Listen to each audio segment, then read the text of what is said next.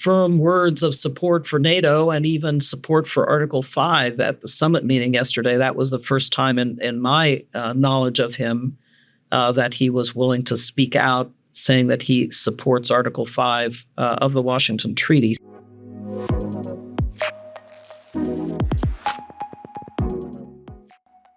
Hello, and welcome to Policy Voices, the podcast from Friends of Europe. My name is Sabina Șancu, and I'm going to be your new host. My former colleague, Katarina, will still appear in some interviews in the next few months, but from there on, it's you and me. It is a strange honor that my first podcast episode is about the NATO summit that just concluded on Wednesday in The Hague. Perhaps one of the most important world events of this year, and one of the most important NATO summits in history, because the Allies agreed to raise the target of GDP expenditure to 5%, a major increase in armament and defense expenses across the board. Some countries, like the US, who pushed for it, were, of course, very happy. For others, like Poland, who already spends the highest percentage of GDP in the entirety of NATO on defense, might perhaps be unfazed by the slight increase. But countries like Spain already expressed their discontentment, saying that this might impact their ability to fund other important state programs. And so in order to have a very comprehensive conversation about a topic that is so multifaceted, I am joined today by my two guests, Rose Gottemuller, who's the Stephen C. Hasey Lecturer at Stanford University, and importantly, the former Deputy Secretary General of NATO, and of course, a trustee of Friends of Europe. And someone else from our little household here at Friends of Europe, our Senior Fellow for Peace, Security and Defense, Jamie Shea. He also had a long career at NATO and used to be the Deputy Assistant Secretary General for Emerging Security Challenges. I would like to start with Rose. In the first place, I would like to ask how you would assess this historic NATO summit, especially given your experience. You've seen these things firsthand. First of all, I think it's the culmination of the process that Trump began with his first temper tantrums at NATO. I was NATO DSG in May of 2017 when he came to NATO headquarters for the first time for a summit meeting, and again at what is widely remembered as a very difficult summit experience in June of 2018. And during that period, he was constantly raising questions about his commitment to Article 5 of the Washington Treaty. He was constantly raising questions about the U.S. commitment to NATO and demanding that the Allies quit free riding on the United States and spend more on their own defense. Now, as I always say, and as Jens Stoltenberg, who was my boss at the time, always said, every U.S. president since John F. Kennedy complained about NATO countries free riding on the United States and not spending enough on their own defense. So it was Trump who finally, with these threats and really quite tough language, I think got allies to sit up and pay attention. But more than that, and it wasn't just Trump that led to this now 5% of GDP, which I'm sure we'll discuss, but it was also the threat of aggression from Russia and the very aggressive behavior by Vladimir Putin that I think was a real wake-up call for the Allies beginning in 2014, but especially after the second invasion of Ukraine in February of 2022. So those two men, Trump and Putin, have had the effect of getting the Allies to spend more on their own defense and to do so independently without depending on the United States. And so I say that this summit is a culmination of that process begun back in 2017 and now resulting in a commitment to the Allies spending 5% of their GDP over the next 10 years. So I think it's a good outcome, and I'm sure that the White House is pleased with it. The president seems pleased with it. And Jamie? The biggest takeaway was President Trump committing wholeheartedly to the alliance and committing the United States to Article 5 collective defense, because, as you know, ahead of the summit, neither of these things look particularly certain. You know, Trump has never been a big fan of NATO. He's made that clear on numerous occasions. He doesn't think it's a good deal for the United States or is fundamental to American security. And he's never looked particularly happy in the past at NATO meetings. The last one that I attended back in 2018, he was even threatening to withdraw from the alliance during his first term. So it was quite remarkable to see him yesterday in The Hague, actually comfortable at a NATO meeting, looking happy, being content to lead the alliance, and committing the United States wholeheartedly to the alliance collective defense, which is, of course, what the Europeans really wanted him to do, and not repeating sort of remarks that he'd made, for example, on the plane on his way to The Hague, that, you know, the NATO collective defense could be interpreted in different ways and so on. So far, so good. The Allies had come up with this ambition of committing 5% of their GDP to defense, which is going to be a big ask economically, financially over the next decade, precisely in return for the United States committing to NATO. And I think there was a little bit of worry, Sabina, ahead of the summit that the Europeans would keep their end of the bargain by making that big economic sacrifice, but then Trump would still sort of let them down or disappoint them by threatening to withdraw US forces from Europe or, but being quite vague on the US's Article 5 commitment. So that deal, if you like, you spend and I commit, has been established for now. I suppose the anxiety going forward is, will Trump keep his end of the bargain? Will he change his mind on NATO again in 6 weeks or 6 months, and fall out of love with it again? And of course, for the Europeans going forward, will they be able to convince the Americans that they really are serious about spending all of those extra defense euros and dollars? We are still struggling a bit to comprehend Trump's continuous flip-flopping on many issues, including NATO. As you said, everything seems to have changed from, will he come to the summit? Will he not come to the summit? What's he saying on the plane? What is he saying in front of people? Do you think he's reliable in this pledge to uphold Article 5 and, well, to even boost the U.S.'s defense spending, because the U.S. is not at 5% of GDP either?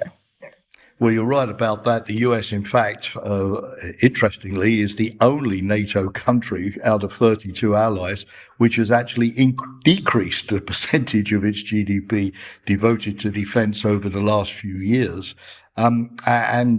Trump was quite explicit ahead of the summit that he's giving, if you like, the United States an opt-out from the 5% target, because the way he would see it, the US has spent so much on NATO in the past that it's sort of overpaid, if you like, for decades, and it's now for the Europeans to sort of equal the score or bring things into a better balance. But it is, if you like, a sign that NATO has not managed in the 7 decades of its existence to decrease its reliance upon the United States for collective defense, for key military critical enablers and weapons systems and the US nuclear shield.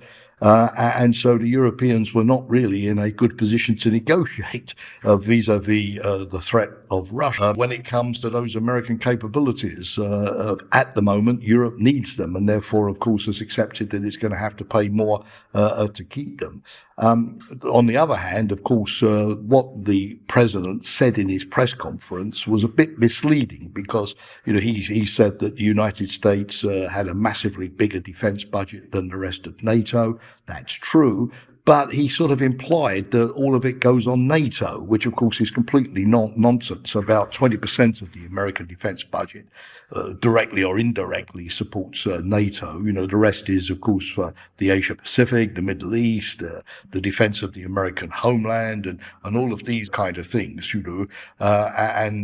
If Europe does spend 5% of GDP over the next decade, it's obviously going to be paying massively more than the United States for the defense of the NATO area territory. I'd like to move into talking about the Europeans because I feel like Trump often takes the limelight in discussions about this summit. And I'm wondering, of course, 5% of GDP on defense is a huge commitment for all countries except maybe Poland, which is at a 4.12%, if I'm not mistaken. How do you think this will change the EU in the coming decade or two? Because the EU's priorities have historically been agriculture, some social programs and such things. How will the change from Erasmus to missiles reshape our continent? Well, it should allow the EU to build its ambition of a true defence union, because clearly if the European countries are going to achieve the 5% goal, and also produce the weapons that they need to meet their NATO capability targets, because what's less talked about is the fact that they have to spend more money, but they've all been given very precise targets in terms of how many soldiers, how many tanks, how many aircraft they have to produce over the next 5 years. And if Europe is going to meet those targets, they're going to have to do two things. Number one, they're going to have to pool finance. They're going to have to find innovative financial means of raising money, which means debt, which means softer loans. And these can only come from a European solution, because the EU, given its financial credibility, has a very low debt rating with the ratings agencies. It showed during COVID that it's able to raise common funding and then give grants and loans to the member states, of course. And the EU has changed the fiscal rules to allow EU member states to spend up to 1.5% of their GDP on military acquisition and not be penalized for that under the 3% deficit target. So clearly, the member states will struggle, many of them like Belgium, Italy, Spain, some of the lower spenders historically, if they try to raise the money nationally. This could harm their economies and force them to make difficult choices when it comes to education and welfare. The second way in which the EU really is going to be a big player here is because obviously Europe has to find ways of spending the money wisely. And we know with 176 different weapons systems in the EU at the moment, it hasn't been doing this in the past. There have been too many different systems competing with each other, too much waste of research and development, for example, because of national stovepipes. And the EU has a big role now here with its European Defence Investment Programme, its industry programme, in getting the European defence industries to consolidate, in some cases to merge, to work together, having fewer systems, delivering the equipment on target and on budget, not having these unbelievable sort of cost overruns that we've seen with previous European defence collaboration programmes, and proving to the citizens that it's possible, to get the bang for the euro, as we call it. Because I think if citizens perceive that this money is being wasted, then support for extra defence spending will collapse. I could add very briefly a third big responsibility for Europe and where Europe could benefit. It's going to be very important, if you're spending billions and billions of extra euros on defence, that you don't just get bullets and tanks. You're going to have to get economic growth. You're going to have to improve Europe's competitiveness. You're going to have to use this money to upgrade railway lines and ports and motorway systems and telecommunications for military purposes, but with a civilian benefit as well. Green technology, improve Europe's science and technology base, for example, and the rest. Because again, if citizens see that this defence money is also helping to promote economic growth and strengthen the European economies, again, they're more likely to be supportive over the long 10-year duration of this effort than if they believe it's just about bullets and tanks, and ultimately even that money is being wasted. I think it will certainly lead to many discussions and debates in Europe. There's no question about it, because one of the ways that the Europeans have I think really developed over many years this stark divide between the United States and the European countries is the United States essentially paid the defense bill and they were able to pay the social welfare bill. So now they have to make some really tough decisions about how to even up that balance a bit more. I'm overstating the case, but in general, it's very true that the European governments have paid more, and their publics have appreciated the extensive social welfare network that exists in these countries, as well as other programs. So now some balance is going to have to be struck, and it's not up to me to say how European politicians and their publics will debate that and handle the balance. But I think it's a necessary process that's going to have to go forward. Of course, I think European countries feel this threat very differently. You have the countries bordering Ukraine who are very concerned. My own country, Romania, we've had pieces of drones flying into our territory. The new NATO base at Cincu, close to my hometown, opened, and often whenever I'm home, I hear the jets flying, even though they should be so far away. I can hear them. Whereas I was recently in Sweden, where there's posters for civil preparedness everywhere on the metros. It's raising awareness to donate blood for, especially in case of an emergency, or to help first responders. But there, people feel the threat way less. Sweden, of course, is a new NATO country. It has that new aspect of like, oh, how do we fit into this equation and how does it affect us? But Swedes don't really feel the threat. Same as perhaps like the Portuguese. They're so far away from the conflict that it's not that pressing for them. How do you convince the people who don't feel like the war is on their doorstep to get comfortable with the idea of defense spending? Well, certainly part of this is going to be to raise awareness of the threat that the Europeans face, because you're right, you get a lot of intelligence chiefs, a lot of generals, a lot of politicians talking about, the possibility of war with Russia in 3 to 5 years, which is quite dramatic, of course, and the Russian military build-up, Russia's sort of geopolitical ambitions, and all of the like. But this does not always, of course, resonate with voters. Maybe yes, in countries like Poland or the Baltic states, given their very difficult history with Russia, they're willing to believe this. But you're right.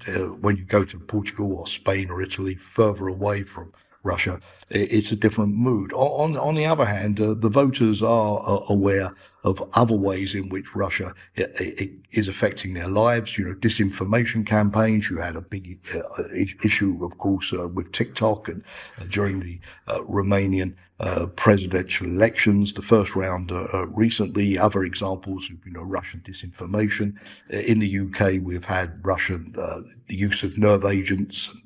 For example, in assassination attempts, there's been, Russian sabotage operations and what NATO has called hybrid warfare or grey zone operations. And polling that we've done in Friends of Europe among young people show that they are sometimes more attuned to these sort of, domestic homeland defense, threats, cyber, disinformation, public safety at home, than to big military threats on the border. So you're right. I mean, a NATO EU policy going forward has to be comprehensive.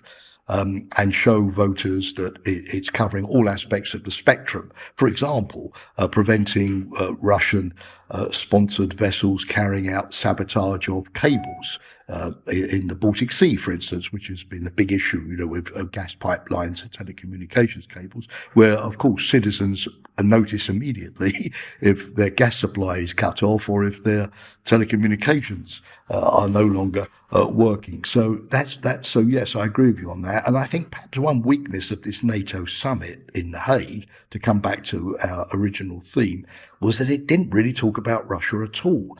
And it even stepped back by calling Russia now a long-term threat, whereas in previous NATO summits it was called an immediate, direct threat to the allies. And I think this was largely because, of course, the Americans at the moment don't want to upset Putin. They're hoping he's going to be cooperative on Ukraine or Iran or other issues.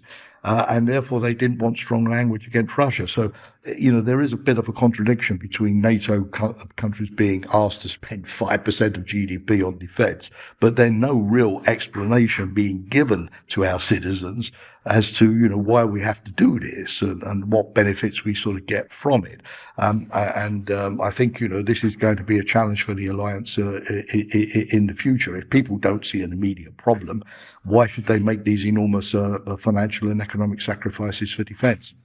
I think the sacrifices are such a poignant aspect for a lot of the population, because the things that they feel most directly in their day-to-day lives, of course, don't necessarily pertain to defense for the great majority of Europeans. As you brought up our Voices for Choices report, and I'm really glad you did, because there, throughout the polling that we did over the years, most young people's priority in terms of policy was climate and environment and resilience in that aspect. From the Voices for Choices report from 2024, the only country of the 5 that ranked defense, that didn't rank climate as its top priority, was Poland, that ranked defense. So, of course, the spending on defense and the general turnaround from climate policy towards competitiveness is probably going to cut into social programs and climate programs. Is it worth the cost?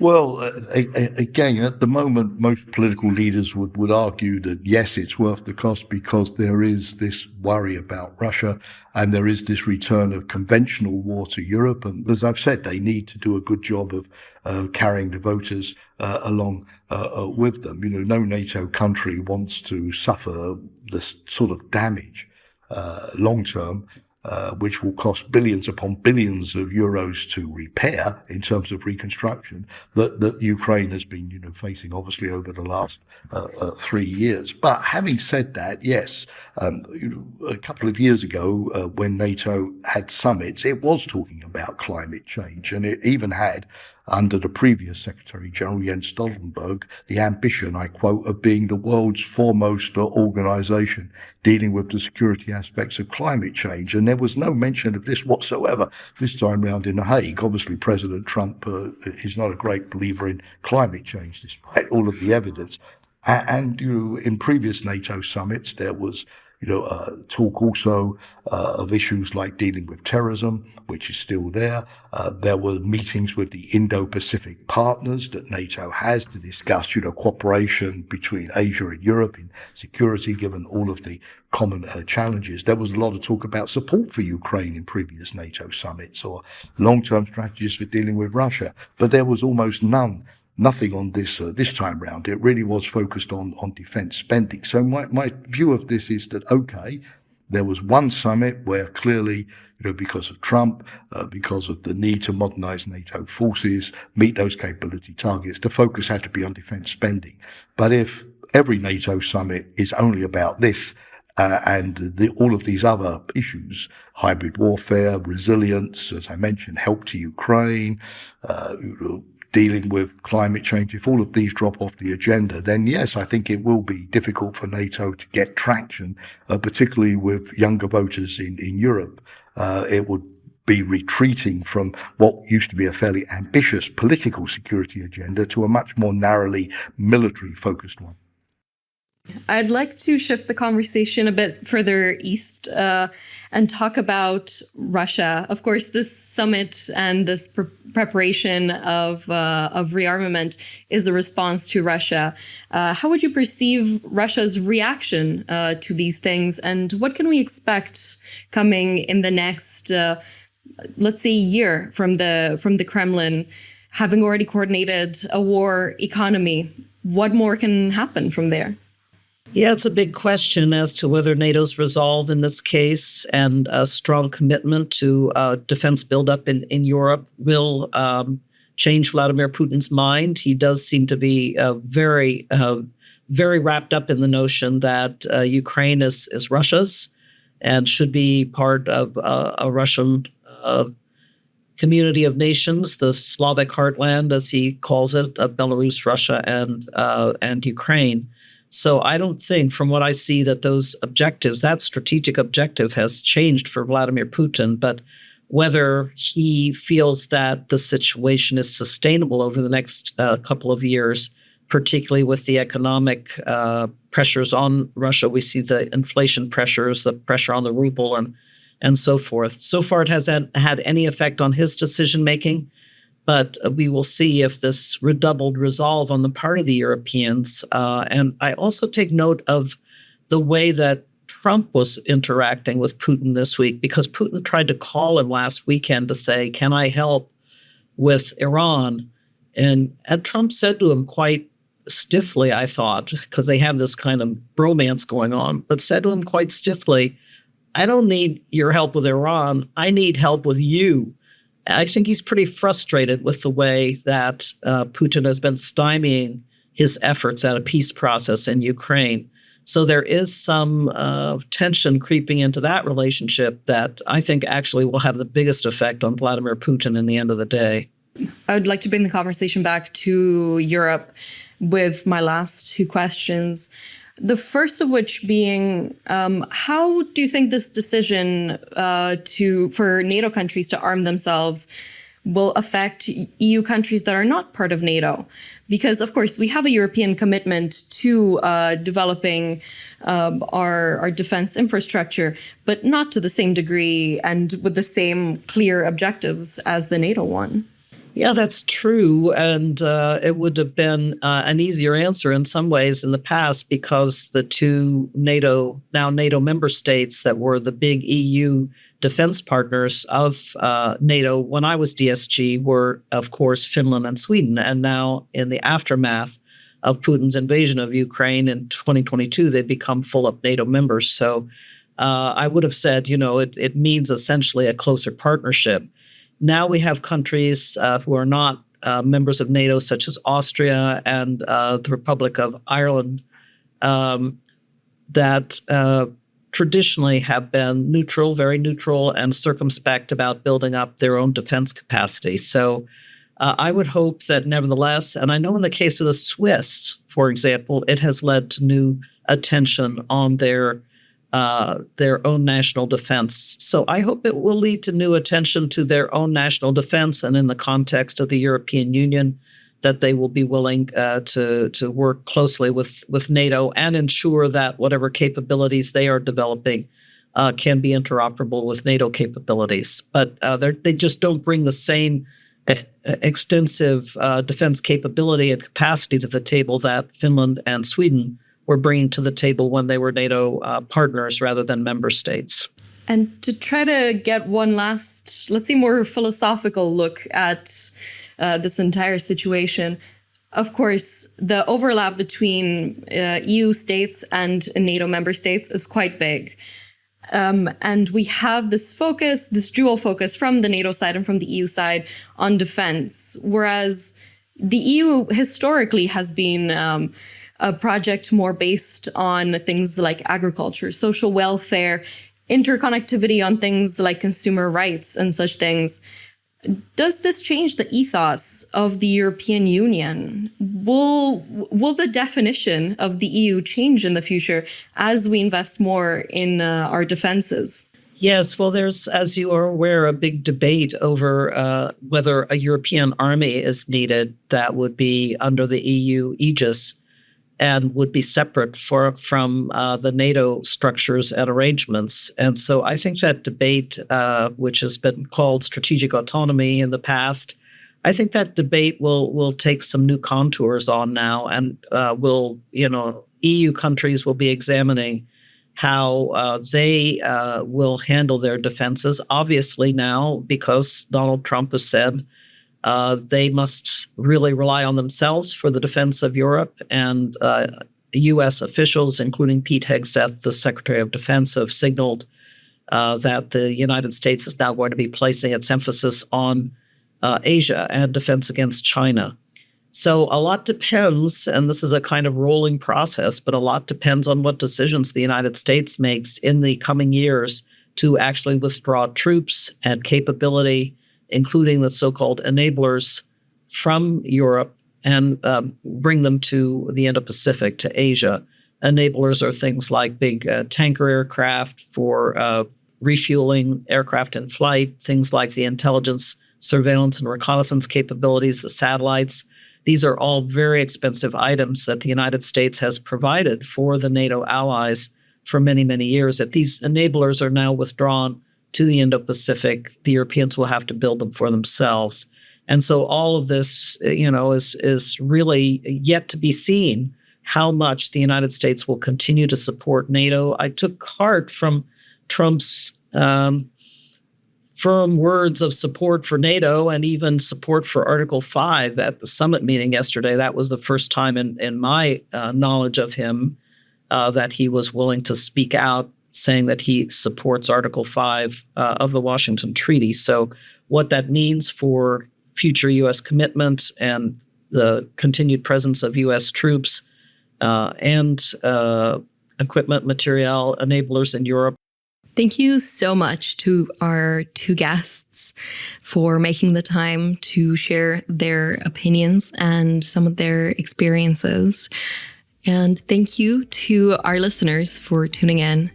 In the coming weeks, we will be going back to our polarization series done in collaboration with the Citizens Engagement Unit from Friends of Europe, Debating Europe. So stay tuned in and you'll hear from me next Friday.